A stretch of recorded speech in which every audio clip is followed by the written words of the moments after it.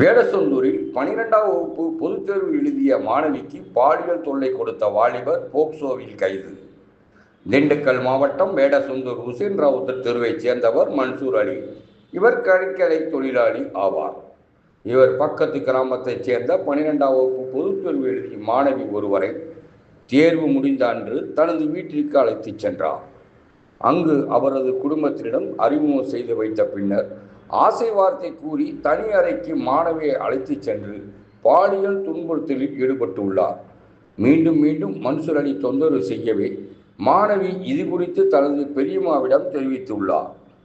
இது பற்றி மன்சூர் அலி சிறுமிக்கு பெரியம்மாள் குடும்பத்தினர் கொலை மிரட்டல் விடுத்தனர்.